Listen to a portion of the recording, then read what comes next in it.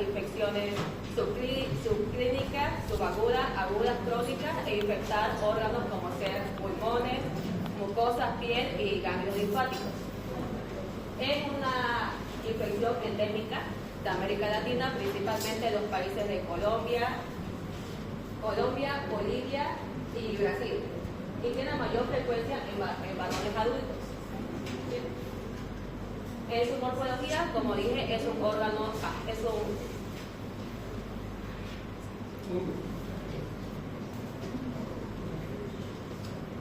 contiene dos fases. La fase micelial, que es en el ambiente, y la fase de valuliforme tisular. En la fase micelial se presenta en hifas septadas, produce comillas pequeñas, que es la forma infectante. Esta fase se va a dar a una temperatura de 25 grados centígrados y esta fase se va a dar en el suelo húmedo. En el hospedero, la fase de valuliforme tisular se da a 37 grados centígrados. Adopta la forma característica de válvula multigemante en rueda de timón o timón de barco, ya que contiene una célula central que está rodeada de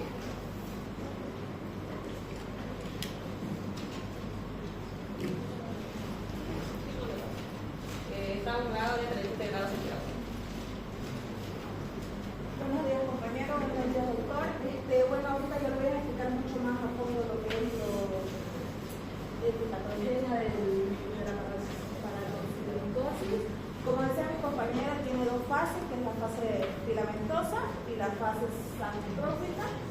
En la fase saprófica vive normalmente la que está presente en forma de hifa, se crecen normalmente en lo que es vegetales en descomposición, se encuentran normalmente se podría decir en ambientes húmedos, en temperaturas rodeadas desde los 25 hasta los 38 grados, y después en su pared tenemos proteínas como sería la PS1, PS2 y PS3. Esta se encuentra, como podemos ver acá, ese sería su ciclo de vida. Normalmente lo pillamos en la forma de la tierra, luego larga sus conidios, y esto es lo que se libera en el medio ambiente, y esto es lo que nosotros inhalamos. Siguiente, por favor. En esta fase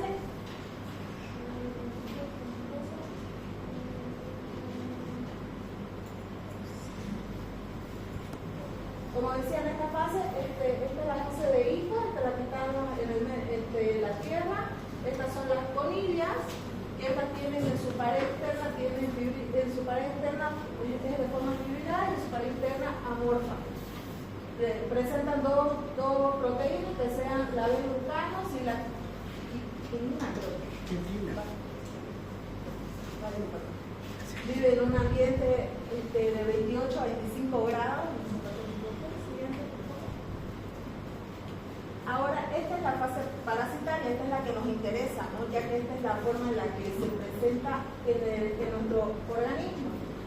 Esto entra a nuestro cuerpo por conidios, y ahí es donde se convierte en una levadura, que como vemos allá presenta la forma de limón de barco, y mide alrededor de 10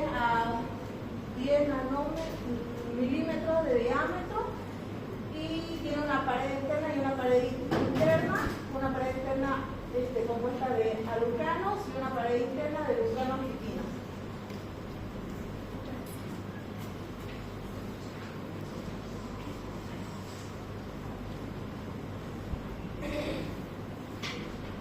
¿A quién le toca exponer la televisión?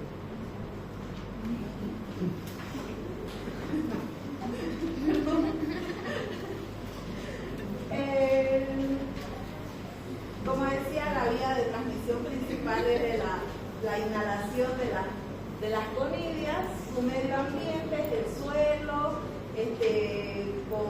como dije, con vegetales en descomposición,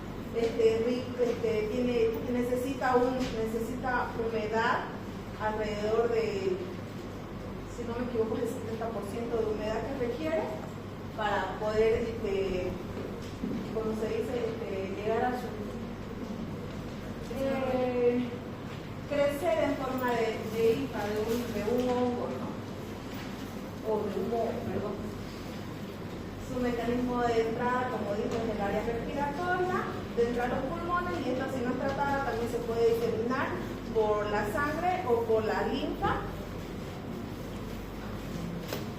Como dije, en los pulmones. Después están los modos de contagio. El modo de contagio sí o sí es por conidez, por vía de inhalación. No puede ser contagio de persona a persona. Eso no, ya que nosotros no es contagio directo. Eso sería todo. Buenos días, doctor. Buenos días, compañero. En el epidemiología, la paracoccidiomicosis es una micosis sistémica exclusiva de Brasil, que reporta una mayor cantidad de casos, seguida de Colombia, Venezuela y regiones específicas de Bolivia y como también de Argentina. Este hongo se desarrolla en suelos húmedos, en zonas rurales dedicadas a actividades agrícolas como el cultivo de café, de caña de azúcar y de tabaco. En cuanto a la población afectada, la enfermedad predomina en hombres de 30 a 50 años. Esto no es únicamente por el trabajo. La predominancia masculina no únicamente ocupacional, sino también por un factor biológico, ya que los estrógenos inhiben la transformación del hongo a su forma patógena, que sería la forma levatoriforme. En zonas endémicas, una gran proporción de la población es expuesta al hongo, con un 50%. Sin embargo, solo un pequeño porcentaje desarrolla la enfermedad clínica, especialmente quienes presentan inmunosupresión, desnutrición, alcoholismo, tabaquismo y una exposición prolongada a ambientes agrícolas. Tiene dos formas, que es la aguda, que es la más frecuente en niños y en adultos jóvenes, que es de evolución rápida, mientras que la crónica es predominante en adultos, pero es de evolución lenta, progresiva. La infección primaria inicia por la inhalación de esporas y se establece en el tejido pulmonar, aunque puede ser subclínica, pero cuando progresa genera un cuadro respiratorio grave caracterizado por tos, disnea, pérdida de peso y ocasionalmente enuresis. Este cuadro puede sembrar tuberculosis, EPOC y cáncer pulmonar. Una de las manifestaciones más distintivas de este hongo es el compromiso de la mucosa orofaringea. Presenta lesiones moriformes, ulceradas, granulomatosas, en encías, paladar blando, en los dientes, encías, paladar blando, lengua y labios. También denominada boca de carne. También el sistema linfático también es otro sitio frecuentemente afectado, especialmente los ganglios cervicales, axilares, inguinales, que aumentan el tamaño y se tornan firmes y pueden utilizar. También denominada adenomías. También hay lesiones cutáneas que pueden ser nodulares, ulceradas, verrugosas, y hay una afectación laringea, como también el tubo digestivo y el sistema osteoarticular. En casos avanzados puede haber un compromiso de las glándulas suprarrenales, lo que puede llevar a una insuficiencia suprarrenal crónica. Y por último, la forma clínica, la forma aguda, que cursa con fiebre, adenopatía masiva, hepatoesplenomegalia y lesiones cutáneas. Esta es de evolución rápida y si no se trata puede ser fatal, mientras que la crónica es un tema frecuente en adultos y afecta principalmente a los pulmones y a la mucosa orofaringea. Es de uso progresivo y lento, mientras que la aguda es de manera rápida. ¿Por qué aparecen estas lesiones en la boca? Ay, bueno, ¿cómo se explica eso?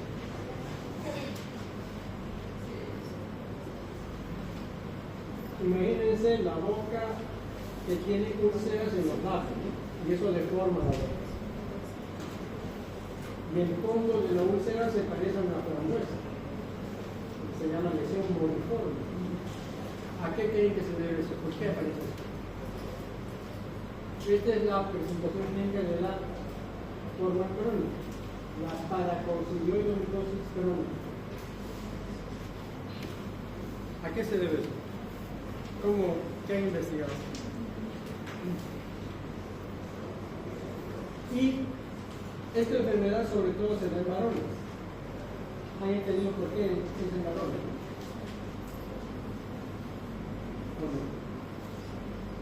¿Por qué se da en varones más que en mujeres?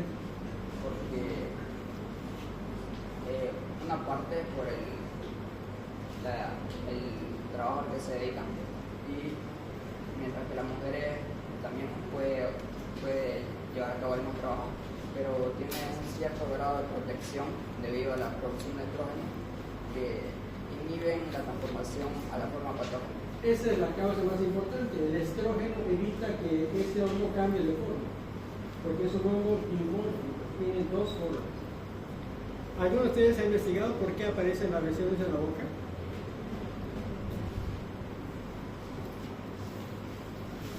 En el campo, la gente que vive en el campo, bueno, este hongo está sobre todo en el suelo, ¿no? En regiones tropicales. El país que tiene más casos es Brasil. Entonces el hongo está en el suelo. Obviamente en Santa Cruz está lleno de paracoccidioidomitosis. ¿Pero a qué se debe que aparezcan las lesiones en la boca? En el campo, la gente después de comer a veces no se cepilla los dientes y quedan restos de comida en los dientes. ¿Cómo se limpia la gente? Como algunas personas se hacen el aseo de una manera, ¿cómo se hace? ¿Cómo se quitan los restos de alimentos de la boca? Estamos en el campo. ¿Ah? ¿Alguien vio o se imagina?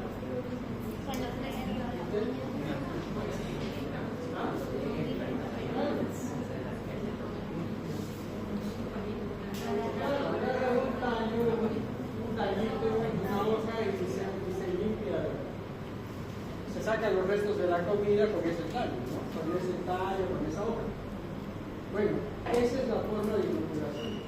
Esa hoja tiene el hongo y el hongo, si hay alguna herida en la boca, penetra el hongo y produce esa lesión. O sea, cuando se ve una persona del campo que tiene úlceras en la boca y el fondo de la úlcera parece una frutita, parece una mora,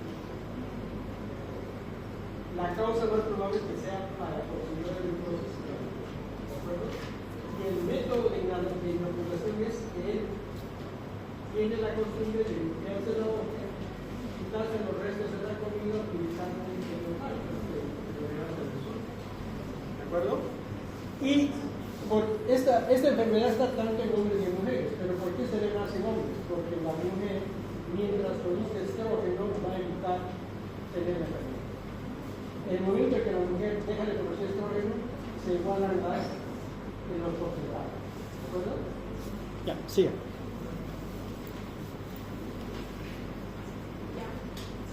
Aumentando lo que mi compañero habló, perdón, la patología, se puede ver tanto aguda como crónica. La aguda se ve más en niños y en jóvenes. Su evolución es lenta y las características son fiebre prolongada, neuropatía generalizada, los cambios, adelgazamiento marcado, lesiones cutáneas y mucosas, puede confundirse con linfomas por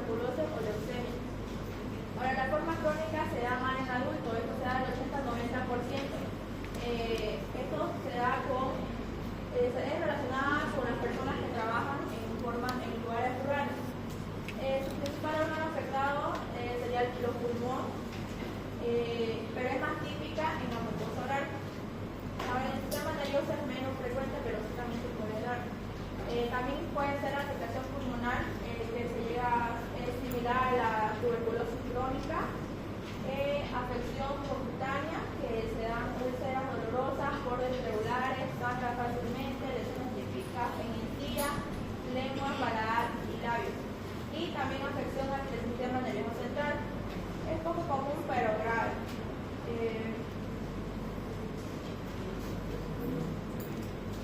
Ahora el diagnóstico. Se da en la detección de anticuerpos y antígenos. Esta enfermedad reciente, concentraciones altas de IgE, IgG y las fracciones de P. La inmunoglobulina es difícil de detectar en pacientes con SIDA. Los antígenos metabólicos E1 y E2. Este último análogo de la glicoproteína del 43 KDA. Ahora estudios de imagen. Radiografías de tórax, infiltrados alveolares intersticiales 70% o intranodulares bilaterales 25%. Infiltrado moteado bilateral, copas de nieve, enfisema, cavitación, adenopatía biliar o fibrosis del 15%. La tomografía, nódulos pulposos y engrosamiento de la pared traqueal. Bueno, sobre el diagnóstico, la serología no tiene mucha sensibilidad. Pero lo que hay que hacer es un raspado, en el caso de la úlcera de la boca, se hace un raspado y esas células se las tiñe en un cortoquete. Y en la tinción, ¿qué es lo que vamos a ver? ¿Qué es lo que vamos a ver? A ver, Marcela. El patólogo, ¿qué va a ver en ese prótesis?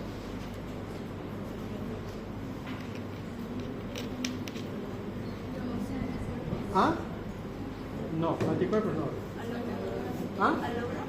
Claro, a ver, pero ¿qué forma va a haber? Exactamente, va a haber la levadura grande rodeada de pequeñas gemaciones que parecen un timón de barco. Listo, es un examen directo. Si el paciente tiene ganglios, hay que hacerle la biopsia del ganglio y el patólogo lo que va a ver es lo mismo. Una levadura grande rodeada de pequeñas gemaciones, dándole el imagen de timón de barco. ¿Por qué? Porque la forma del hongo a esa temperatura, la forma del hongo tiene esa forma porque el paciente está viviendo a una temperatura de 37 grados. A 37 grados lo que se ve son las levaduras. A la temperatura ambiente, ¿qué es lo que se ve? Globo filamentoso, el filamento. ¿Sí? Por eso se llama hongo timón. Tiene dos formas según la temperatura, ¿no? Bueno, la radiografía, tomen en cuenta esa descripción, se parece mucho a la histoplasmosis. Así que uno ve radiografía de paraconsidoide, radiografía de histo es lo mismo. ¿Cómo confirmamos? Lavado con un rayolar. Se hace un lavado con un rayolar, se envía al laboratorio y el patólogo quiere ver levaduras. ¿Por qué forma? Una levadura grande rodeada de pequeñas gemaciones. ¿Sí? Ya se tenemos. ¿De acuerdo? Siga. Cuando hablamos de tratamiento tocamos dos partes o dos formas, que serían forma subclínica y forma clínica. Se dice que la forma subclínica se cura sola. Para la forma clínica tenemos dos fármacos recomendados que serían el itraconazol y el fluconazol. Ambas se recomiendan la dosis de 100 a 300 miligramos por día. En el caso del itraconazol se recomienda de 6 meses a 1 año y el fluconazol hasta los 4 meses se usa la dosis de 100 a 300 miligramos diarios. Después de este tiempo se puede rebajar la dosis. Estos dos fármacos son eficaces, no tienen efectos contraproducentes como por ejemplo del ketoconazol y no se ha precisado el tiempo de uso adecuado, es decir, son tratamientos largos de 6 a 1 año, sin embargo no se dice cuál es el tiempo óptimo y se han observado recurrencias de las enfermedades o reincidencias de la enfermedad a pesar de estar en tratamiento o haber acabado el tratamiento. Y en la forma aguda, ¿cuál es el tratamiento? La potencia. Eso. Bueno, forma aguda es una forma diseminada. Tratamiento amphotericina B. En la forma crónica, itraconazol. El fluconazol no se usa. ¿De dónde sacaron esa información? Del fluconazol.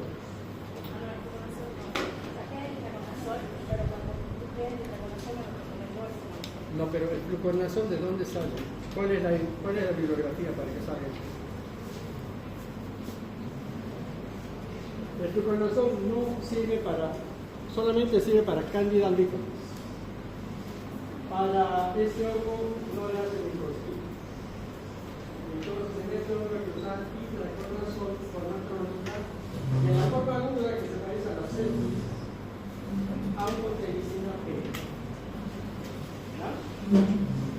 ¿Algo más?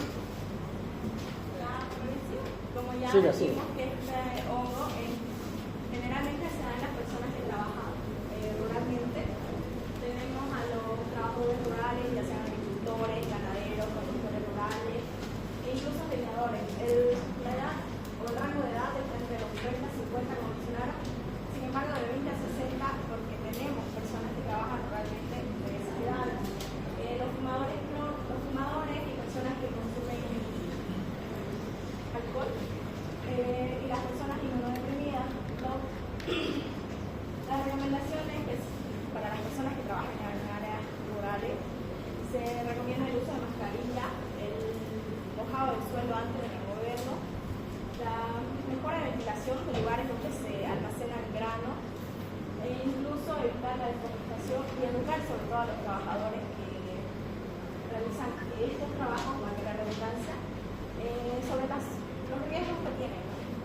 Claro, ¿qué recomendaciones daría usted? Si fuera, digamos, a cualquier pueblo, digamos, de Guarnes, Montero, Saavedra, no sé, y usted va a explicar recomendaciones, ¿qué recomendación daría a la gente? Ya, bueno, puede ser uso de mascarilla cuando van a limpiar hojas, remover madera. ¿Qué más? El tener cuidado de contaminarse y tocar las cosas. Claro, lavarse los dientes con cepillo dental. No higienizarse con tallos, con hojas, con espinas, con astillas. Eso es lo más importante. ¿Algo más, chicas? Nada, muy bien, tomen asiento.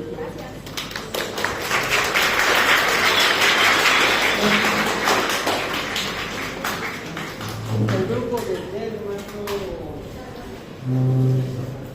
dermatopistas.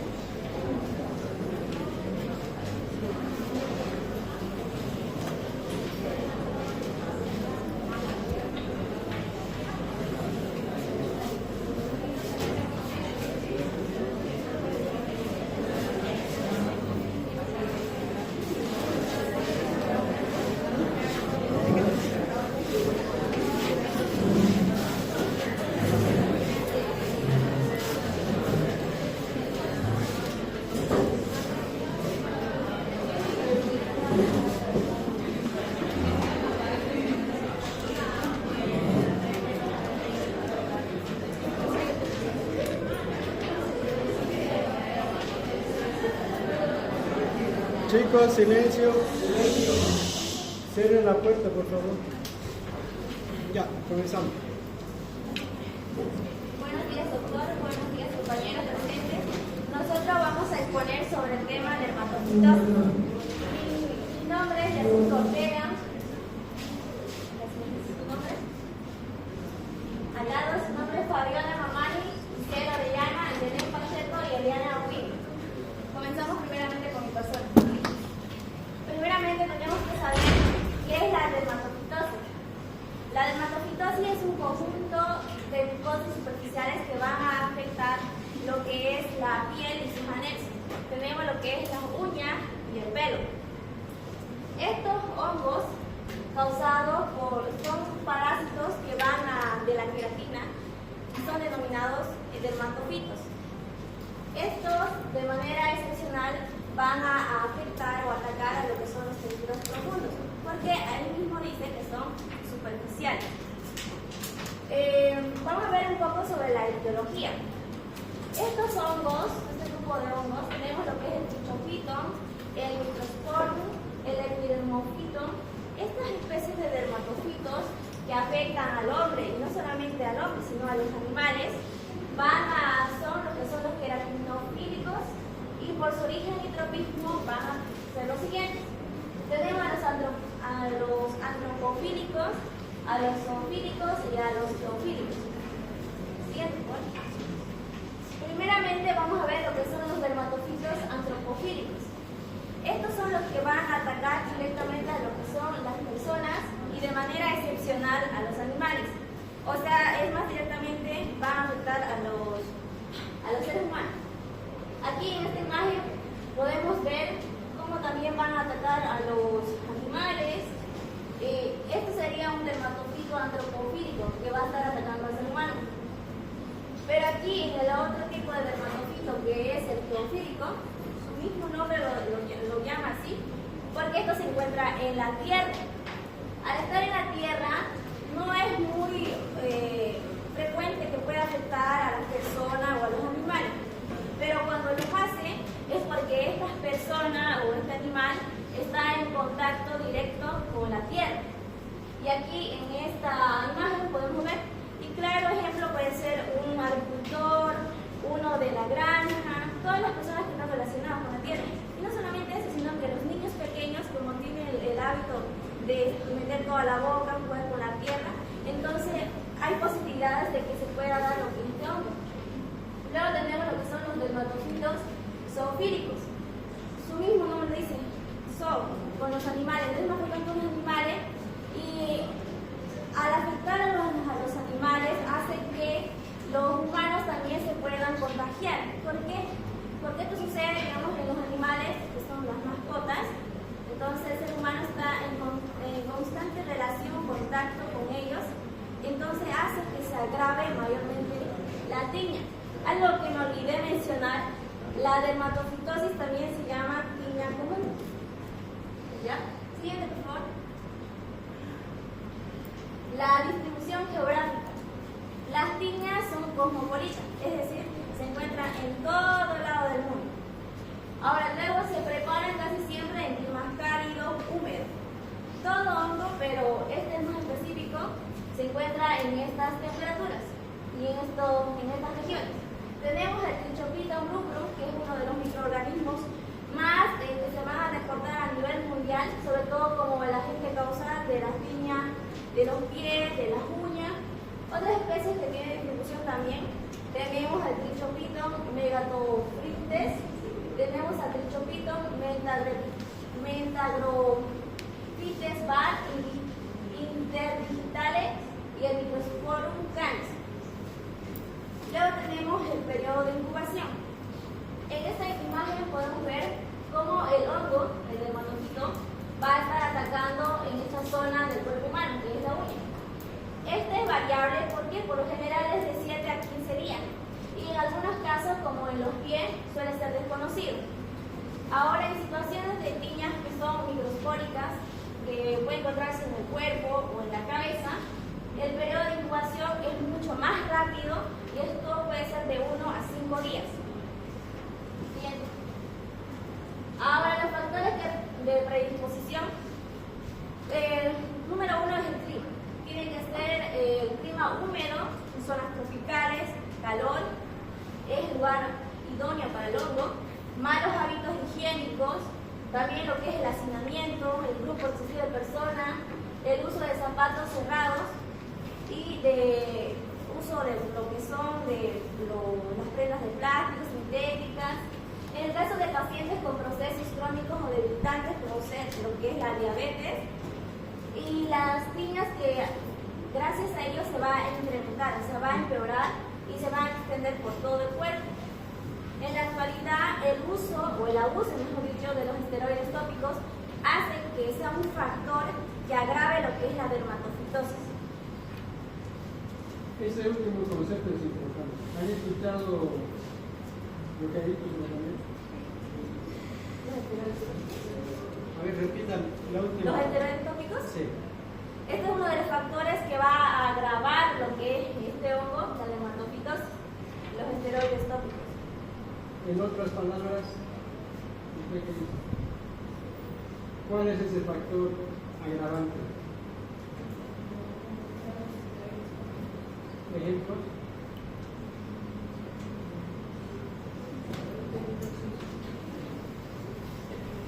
¿Usted? Tengo una buena mente, pero no sé si es. A ver, chicos, ¿ese concepto a qué se refiere?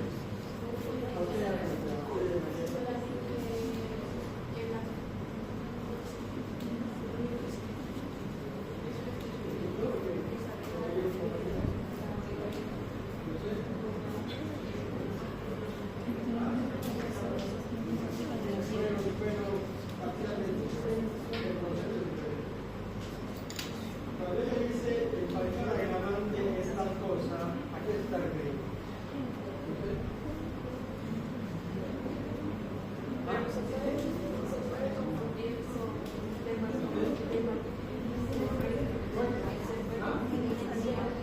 No. Lo que está hablando es que se ha generalizado el uso de cremas que contienen corticoides. Fitocortisona, dexametasona, betametasona. Entonces, ese uso crónico de cremas con corticoides favorece el desarrollo de estos hongos. ¿De acuerdo? Ahora, cuando ustedes van a la farmacia y le dicen a la farmacéutica, tengo este grano, ¿qué puedo tomar? Y la farmacéutica le dice, bueno, acá tengo una crema que se llama, qué sé yo, Coadyner.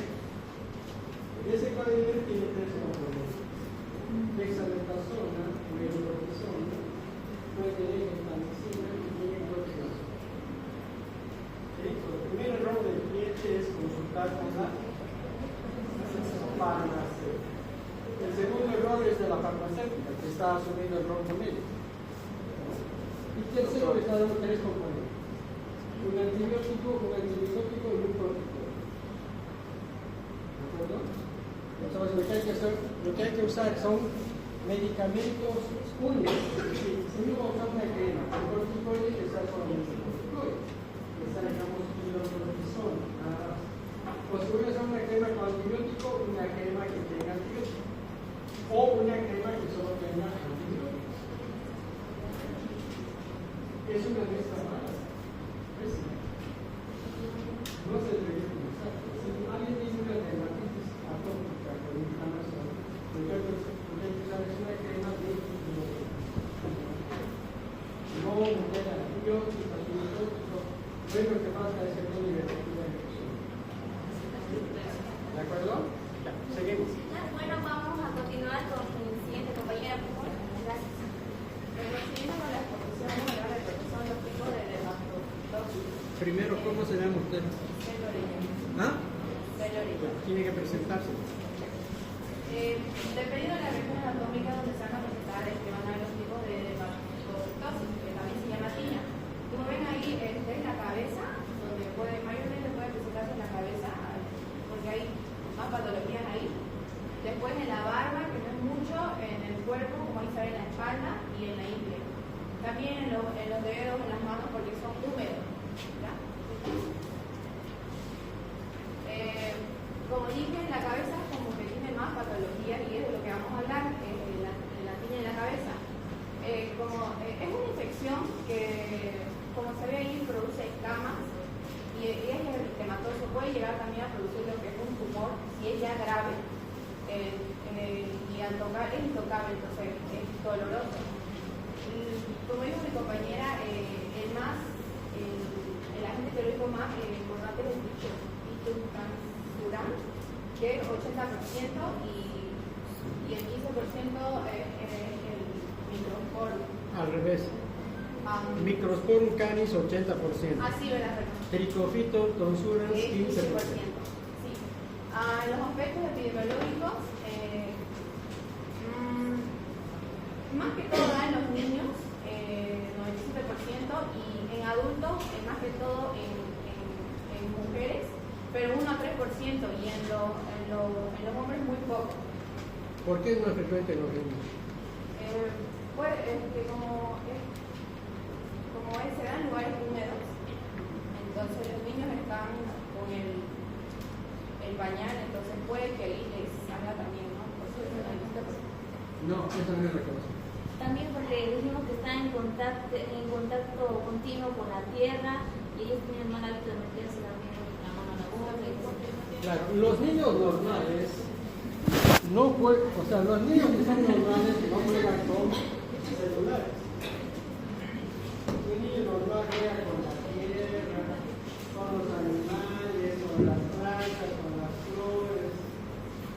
Es curioso, se trepa a la mesa, se sube al ropero, le dice no vayas a la terraza y aparece en la terraza, no subas al árbol y aparece en la punta. No te acerques al pelo y para tocándose con el pelo.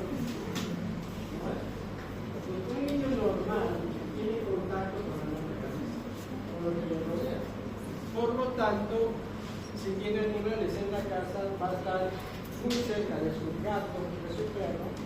Y si el gato o el perro tienen en la piel cabelluda bacterias, hongos o parásitos, obviamente el niño se ve. En cambio, un niño que está en su sala, sentado, frente al televisor, comiendo, va a ser gordito y va a estar con su celular, o sea, no va a tener otro problema, ¿no? Problemas de la vista, problemas de los dedos, por estar enviando mensajes. Va a tener pobre desarrollo muscular.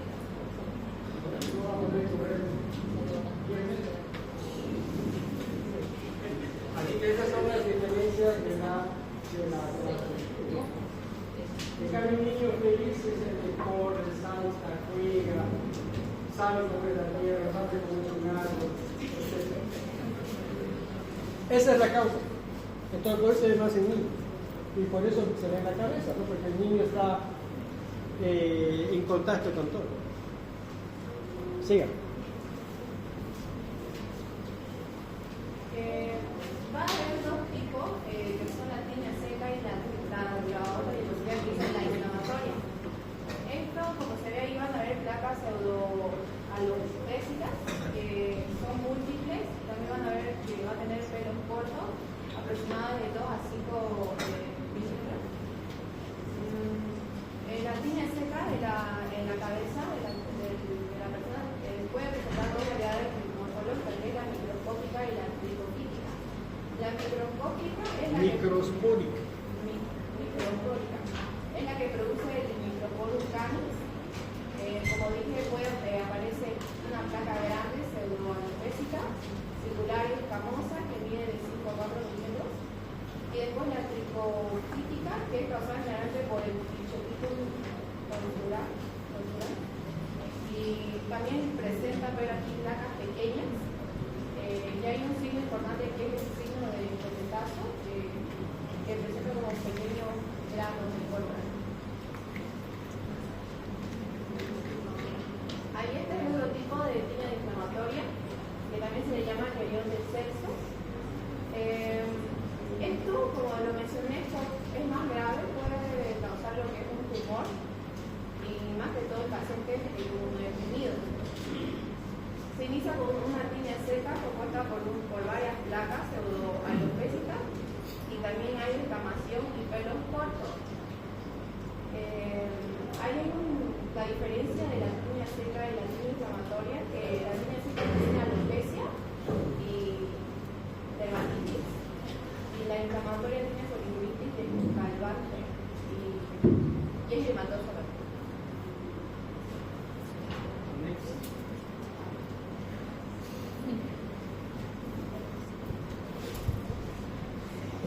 Buenos días, compañeros. Mi nombre es Ayelen Pacheco y yo les voy a hablar sobre la tiña de la barba y bigote, también se conoce como tiña de barba. Es una dermatofistosis crónica que afecta cara y cuello, por lo general en áreas pilosas, producida por algunas especies de Trichopitum y Microsporium. Por lo general, esto es muy poco frecuente en Latinoamérica y se presenta en zonas de crianza de bovinos debido a que son la fuente de infección. Se ha comprobado transmisión de persona a persona, sobre todo en medio de cómites como máquinas de rasurar, navajas y entre otros. Esto más que todo, por ejemplo, cuando ustedes se prestan en varones la rasuradora, por ejemplo. Puede que uno tenga esta dermatofitosis y preste su rasuradora a su amigo porque se le olvidó o cosas así. Se lo presta y se lo va a infectar y básicamente le va a infectar por contacto directo. Bueno, novio. La piel. La piña de la barba es causada por casi siempre por dermatofitos zoofílicos como trichosfito, mentagrofites y mentagrofites. Es tricofito, mentagrofites, variedad mentagrofites. Variedad. La patogenia se origina por el contacto de las esporas con la piel, lo que da inicio con una tiña del cuerpo, una tiña seca. Más adelante voy a explicarles sobre la tiña corporis y más o menos lo van a entender. Empieza más que todo con una tiña seca y luego se convierte en inflamatoria, llegando a los folículos pilosos llega con una pequeña placa circular con eritema que al crecer se hace eritema escamosa. Más tarde son parasitados los pelos hasta la base, generando una reacción inflamatoria similar a la del querión sexo. Básicamente es inflamatoria. De seca se pasa a inflamatoria. Otra forma de inicio es por traumatismo debido al rasurado, como ya les había explicado, ya que las esporas penetran con más facilidad a través de los folículos pilosos. Además, se asocia con general con el uso de esteroides tópicos, como explicó el doctor. Por ejemplo, la dexametasona. Un paciente de mi padre ocupaba siempre dexametasona porque le salía dermatitis frecuentemente. Al ocupar mucho la dexametasona en la cara, alrededor de la cara, empezó a inflamársela. ¿Qué pasó? Que este hongo se apropió de los folículos pilosos y básicamente se lo inflamó. El aspecto clínico afecta de manera limitada el área maxilar y submaxilar, aunque se puede extender a toda la barba, bigote, cuello y otras partes de la cara. La mayoría de las veces el proceso continúa hasta dar un cuadro inflamatorio, como les había explicado. Son abundantes pústulas, como pueden ver en la tercera imagen, y abscesos de donde se drena exudado purulento. En ciertas áreas se observa frente a los peces.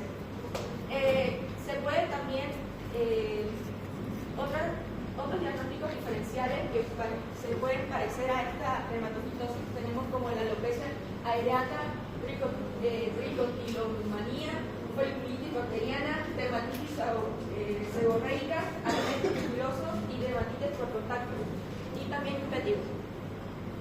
Ahora la tiña corporis o de cuerpo. Esta es la más común o se puede ver de mayor frecuencia. Se trata de una dermatofitosis superficial que afecta la piel, la piña. ¿Alguien de aquí es completamente la piña, por casualidad? ¿O a alguien le salió por casualidad alguna vez una piña? Pero ¿pueden explicar más o menos cómo es la sensación de que le salga? Pica, arde, ¿qué pasa? ¿Cuánto tiempo le duró? ¿Qué síntomas, qué molestias han presentado? Eso es lo que dice su compañero. ¿Ah? ¿Qué molestias presentaron? Tal vez el tema. Bueno, es causado frecuentemente por trichofitos y microsporos. Se caracteriza por dar placas eritematoescamosas y pruriginosas. Acá, cuando escuchan eritematoescamosas, ¿cómo interpretan eso?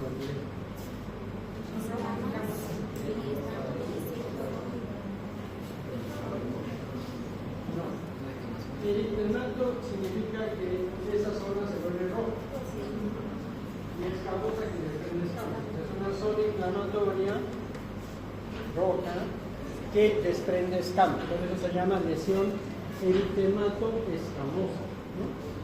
¿De acuerdo? Sí. Como pueden ver en la imagen, es más que todo alrededor, y aquí más que se puede ver como el aspecto normal de la piel, pero sigue siendo eritematosa y escamosa. La fuente de infección es por el contacto directo de esporas o linfas, ya sea proveniente de algún animal o persona infectada, o bien a través del vómito. Puede ser ropa, toallas, O sea, no hay que compartir ropa en otro estado, ni tampoco rasuradora, ni cepillo de dientes.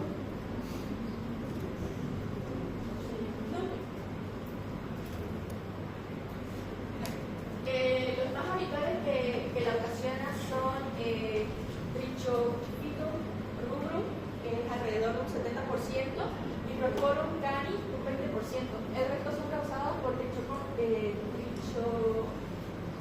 Trichophyton mentagrophytus, variedad mentagrophytus. A ver, diga Trichophyton. Es Trichophyton. Y Microsporum ibis. Y la piña del cuerpo se inicia por el contacto de los elementos que son las esporas o las que caen en cualquier parte del cuerpo y crecen limitados a la capa córnea y se extienden formando placas de eritematosa. Aspectos clínicos. Se presenta en cualquier parte del cuerpo, predomina en el tronco un 50%, extremidad un 30% y la cara un 20%.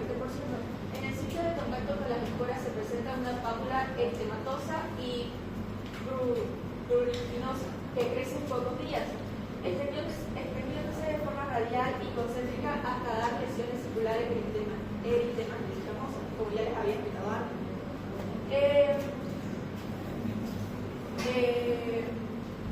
Son limitadas por un borde activo que en un inicio está rodeado de microvesículas, en las cuales estos al rascarse sueltan o rompen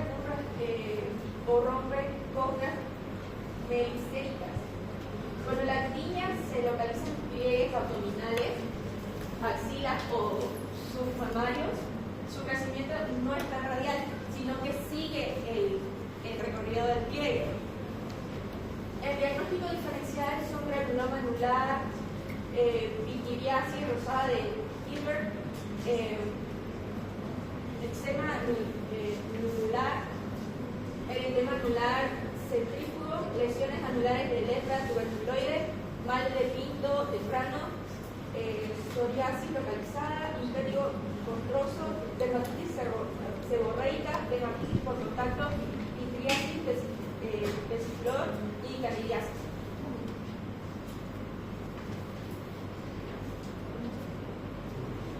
Buenos días, doctor. Buenos días, compañeros. Yo voy a continuar la exposición. Tiña de la ingle o tiña del prurix. Normalmente esto afecta a la región inguinoplural, el periné y raras veces a los genitales. Normalmente es ocasionada por gérmenes trichofito, epidermofito.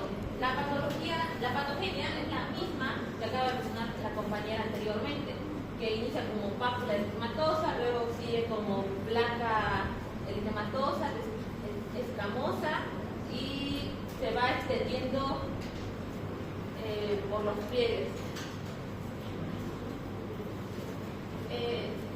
El padecimiento que se inicia por lo general en los pliegues inguinal para luego extenderse en toda la región plural. Normalmente esto se hace crónico cuando hay diversas enfermedades como la diabetes, la corticoterapia y provocan la diseminación del padecimiento en pliegues interglúteos, nalgas, abdomen, aunque raras veces llegan a ser afectados los genitales, sobre todo en el escroto y la piel del cuerpo del pene. Esta afectación es muy pruriginosa, como se puede ver en la imagen de ahí, se exacerba, lo empeora normalmente con la humedad y maceraciones. El raspado constante puede causar liquenificación y impetitignasia. victimización secundaria. Normalmente el diagnóstico diferencial se hace por candidosis, psoriasis invertida, dermatitis seborreica, líquen plano, dermatitis por contacto, líquen simple crónico del escroto. La tiña en los pies o tinea pedis. Normalmente esto lo encontramos entre los entrededos de los pies y normalmente esto le da a las personas que son nadadoras o, como antiguamente se decía, a los hombres, lo que utilizaban unas chinelas, chanclas, sandalias que son normalmente de plástico, pero ahora actualmente ya todo el mundo lo utiliza. Normalmente predomina en el sexo masculino, esto quizás se deba ya, no hay predisposición de razas ni ocupaciones preferenciales, pero se observa más a menudo en deportistas, soldados, obreros y mineros. Se presenta principalmente en tres zonas. Las más comunes es en los pliegues interdigitales, como ya había mencionado, de preferencia entre el cuarto y quinto dedo, en la planta también y en el dorso del pie. La tiña de los pies por lo general se presenta en tres formas, que son intertriginosas, vesiculosas y hiperqueratóxicas. La intertriginosa normalmente se localiza en los entrepliegues de los dedos, manifestándose de forma escamosa y maceraciones. La vesiculosa normalmente se presenta en la planta o en el dorso del pie. Normalmente esta formada se considera como una base aguda y es que cuando se rompen las vesículas dejan zonas de escamas y costras melicéricas. La hiperqueratóxica normalmente es la variante más crónica que se caracteriza por extensas zonas de hiperqueratosis. Normalmente se presenta en todas las zonas plantares y en algunos pacientes puede coexistir dos o más variaciones clínicas. Ya, ahí vuelvo a la anterior. A ver, chicas, ¿cómo se llama usted? La que está cerca de la red. Paula. ¿Qué ha entendido de la variedad interteguminosa?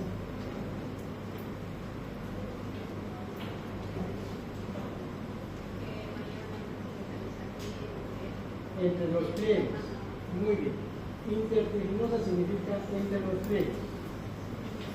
La siguiente, ¿usted cómo se llama? Ya. La forma vesiculosa.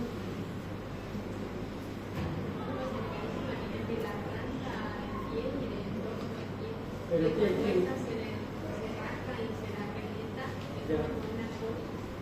Bien, es sobre todo la presencia de vesículas en el pie.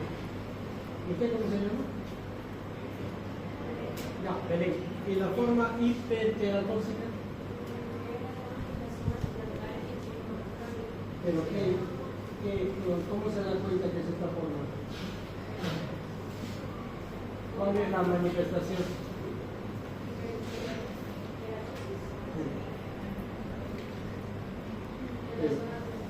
Pero ¿qué es la hiperqueratosis? A ver, describa la hiperqueratosis.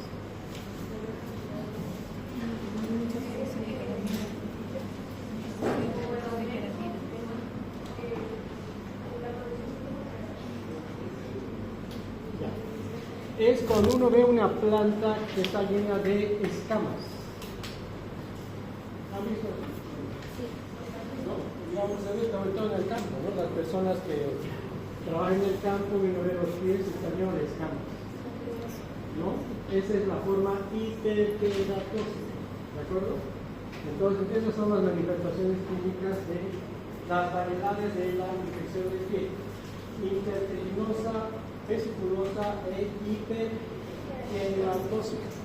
Siga.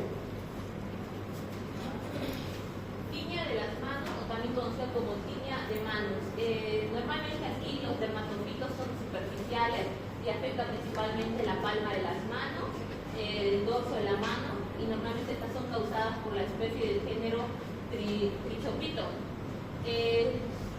Las especies que son mayormente frecuentes son el Trichophyton rubrum, que es el 80%, el Trichophyton mentagroptica, quistes es un 15%. La patogenia es similar a la actinia de los pies. El aspecto clínico normalmente comienza con pequeñas vesículas, eritemas, que luego se localizan en la palma de las manos y son muy pruriginosas por el rascado y se rompen dando paso hacia placas eritematoscamosas. Normalmente el diagnóstico diferencial es por candidiosis, psoriasis, líquen plano y exasema deshidrático crónico de la mano y acroqueratoma en las elastoidosis. La tiña de las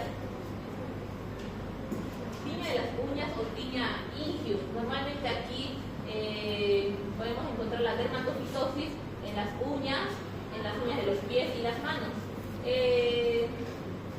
Estas causan partículas por especies del género Trichopiton y, salvo en pocas excepciones, por especies de Microsporum y Epidermophyton. Normalmente hay rascado de tiñas del cuerpo, ingle y la cabeza.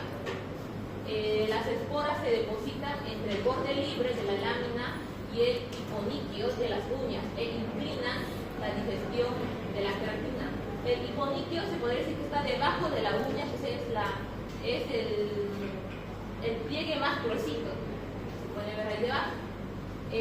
Algunos aspectos clínicos son pequeñas estrías longitudinales que se van extendiendo con lentitud hasta que las uñas se vuelvan opacas, como se puede ver ahí en la imagen. Son amarillentas, quebradizas, polvosas y se pierden en consistencia del borde. Normalmente los pacientes que tienen tiña en las uñas se van haciendo como polvo con el pasar del tiempo. La onicomicosis se divide según su forma clínica la onicomicosis se divide según su forma. Pueden ser distal, como está aquí, pueden ser lateral, y también pueden ser de forma proximal. También pueden ser blanca superficial, como está aquí en la imagen, y también pueden ser una distrofia total. Normalmente el diagnóstico diferencial normalmente es por onicomicosis por cándida, Aspergillus spp y en otros hongos, infecciones por pseudomonas aeruginosa, también acrodermatitis enteropática y muchos otros más. Ya, este punto es importante. Dice diagnóstico diferencial. Un diagnóstico diferencial es cándida. Es decir, que cándida rara vez produce onicomicosis. La causa más frecuente de onicomicosis, ¿sabrían cuál es? No. La causa más frecuente son los dermatofitos. El Microsporum, el Trichopiton y el Epidermophyton. Y rara vez es en otras palabras, cuando hay onicomicosis, ¿qué antibiótico hay que usar? ¿Ah? Fluconazol, no sirve, a no ser que la uña esté infectada por cándida.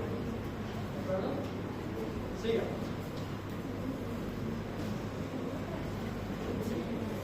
El diagnóstico laboratorial, normalmente aquí se hace exámenes directos, se hace una toma de la muestra y se utiliza la luz de Wood. Esta luz de Wood normalmente es una luz así azulada que se puede ver tipo de manchitas así. Normalmente se utiliza para saber si tienen hongos en el cuero cabelludo. También se hacen cultivos para confirmar y las biopsias que son necesarias solo para dermatofitosis profunda. Como el granuloma dermatofílico y la enfermedad de Jarida. La enfermedad de Jarida es causada por una infección de un parásito, que no me acuerdo del nombre, pero sé que normalmente los huevos pueden estar en el hígado o en los pulmones y que se transforman en quistes. Y normalmente esto provoca a la persona dolor o hasta incluso al toser en los pulmones puede darle dolor, y normalmente cuando estos quistes se revientan pueden causar problemas más graves.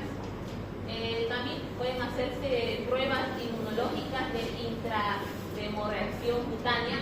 Esto solamente se hace cuando en casos de dermatocitosis profunda, es decir, que cuando no carecen de valor diagnóstico.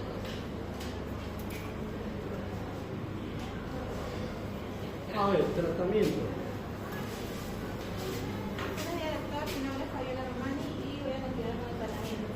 Bueno, para el tratamiento de la dermatocitosis o también llamadas tiñas, se las puede dividir de dos maneras. Es dependiendo más que todo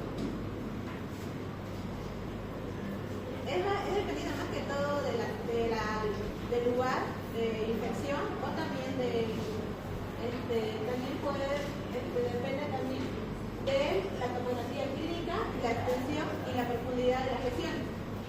Y también existen dos tipos de terapias o tratamientos, que es la sistémica y la tópica. Comenzamos con la primera, que es la sistémica. La sistémica se la llega a ocupar más que todo cuando la lesión es extensa y también cuando ya no sirve el tratamiento tópico y es más grave la lesión. Bueno, en la terapia sistémica se debe utilizar en lo siguiente. En la primera, que es la tiña de la capitis, que es en la cabeza, que es más que todo cuando llega a afectar a la raíz del cuero cabelludo. Y también se la ocupa en la tiña de barba. También se la ocupa en tiñas de las uñas cuando pasa del tiempo de tratamiento tópico. En las tiñas crónicas o extensas, también en la dermatocitosis profunda, que ya no sirve tratamiento tópico, y en pacientes inmunocoprimidos que pueden padecer diabetes o VIH. En el tratamiento sistémico tenemos para la tiña de las uñas el itraconazol y el fluconazol. En el itraconazol tenemos dos esquemas, que el primero es la tradicional y el segundo es la que se administra en terapia intermedia. La tradicional se la ocupa de 200 miligramos durante 3 a 4 meses y la intermitente se la ocupa cada 3 a 4 meses, que se la ocupa una semana y ya luego hay que ocuparlo de 3 a 4 meses. Es intermitente a largo plazo. Luego está el fluconazol, que también se le ocupa con dos dosis, que es la primera son 250 miligramos por semana y la de 300 y la otra dosis que es 200 miligramos por semana. Disculpe, a esta hora ya tienen que dar exámenes de anatomía. Ya vamos a terminar ahorita. Es que es a las 12 en punto. Ya vamos a Necesitamos terminar. acomodar a los alumnos. Listo. Por favor. Ya, entonces, itraconazol. Ya, chicos, sigan las señales. Les voy a dar algunas indicaciones. Chicos, lo que nos queda pendiente son dos temas, que son linfedema. Lo vamos a hacer el día sábado en la noche, ¿de acuerdo? No se olviden que este fin de semana tenemos feria, empezando con una maratón. En la tarde de la feria. No hay olvidado que ahí. Eso